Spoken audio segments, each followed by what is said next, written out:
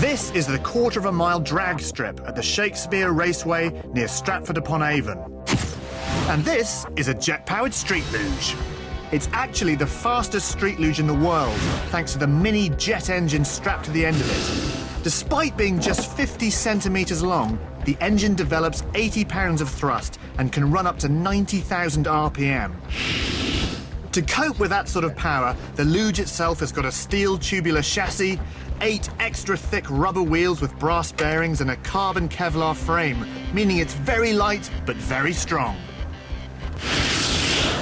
Joel King is the man who owns this incredible machine, and last year he set a new world record on it when he pushed it to a hair-curling 112.7 miles per hour. 1, 2,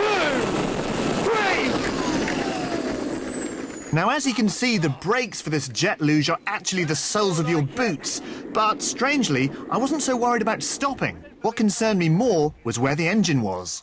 This is 2 inches away from your head? Yeah, your head is going to be here. Right, and you can't see any sort of problems with that?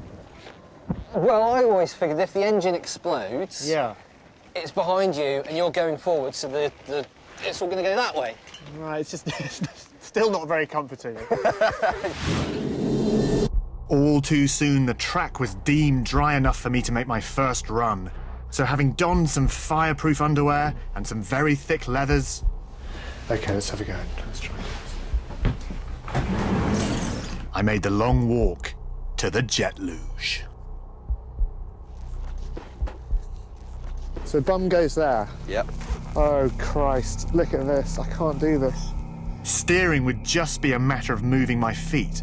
That's right. You're getting the hang of the steering. Is that how I steer? That's all you need to do to steer, and you won't even need to do that much, probably.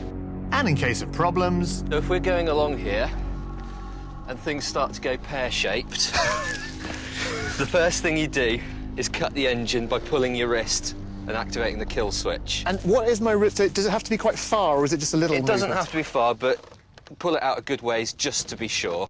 Finally, before we fired up the engine and I set off on my first run, Joel had one more delightful insight into jet luging for me.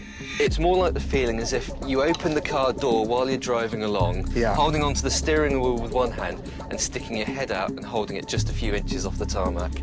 That's what it feels like. Does it? See, I've never done that, Joel. Amazingly. There was no more putting it off. It was time. The engineer, Phil, fired up the jet and set it to 40,000 RPM, a level he and Joel thought reasonable for my first run. The luge has no throttle, so once it's moving, I would be little more than a big adrenaline-filled passenger. The noise and power was awesome, but there was no turning back now. Oh my God! Oh my God, this is unbelievable! Oh my God, I'm gonna die! Oh my God, this is great! Oh my God!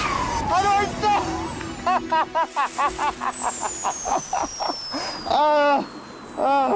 It felt really fast, but I'm probably guessing it's about 20 miles an hour or something. I'm actually rubbish. quite impressed. Yeah? You did 45 mile an hour. Hey! 45 was good, but we all felt I could go even faster. So we started racking up the power, and each time I was getting a little bit quicker.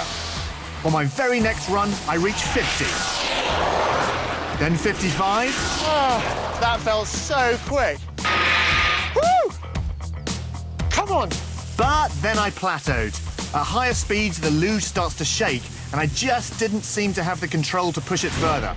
Finally, I had time for just one last run, and I was desperate to try and break the 60-mile-an-hour mark. It was all or nothing. We cranked the power up again, I said a little prayer, and the lights turned green. Come on! Woo!